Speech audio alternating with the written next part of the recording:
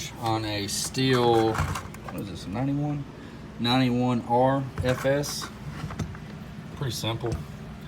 Got 3 bolts, 1, 2, 3 on the top, and then you've got 1 in the back right there.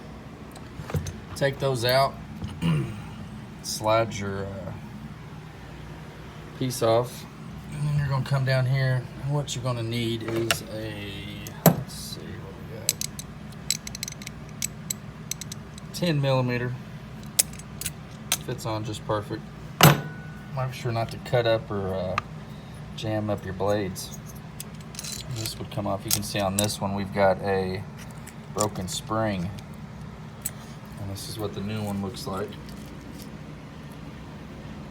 You got a spring already on there, and you can I got this one on eBay, but you can go to your local parts store, 4180-160-2000.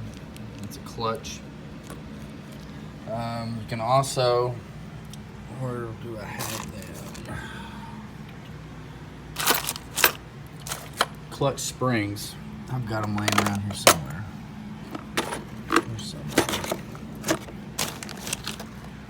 But yeah, these springs right here, if you ever have one break like this, you can replace the spring. But on this one, I replaced it, and about 3 weeks later, it broke because as you can see here, it's separating.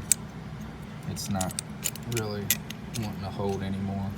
So we got a new one, just going to do a complete change. So first, take your bolts off. I would line up my old clutch, make it match. It's going to come right off.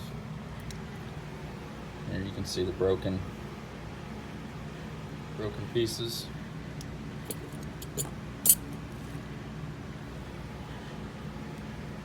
Your new one on, you've got some spacers here. Make sure you remove those from the old.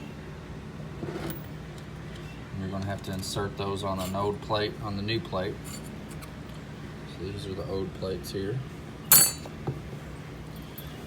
So take this plate,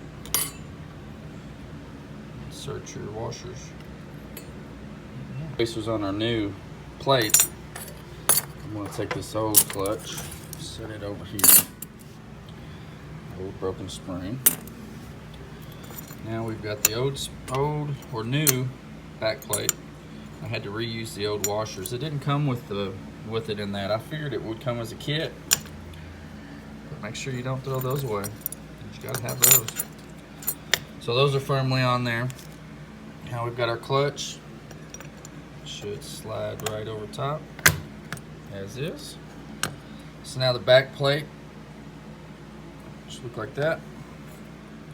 Take your front plate right over top, and then you should match that right up.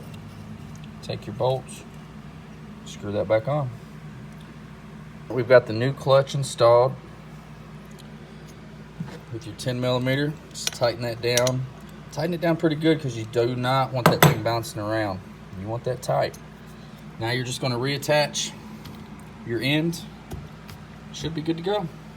Next step, I would tilt your weed eater up this way, and then you can take your top and set it down on the clutch, and that lines you up, and then you got 4 screws here on all 4 sides. Put back together, new clutch. We'll see what we got here.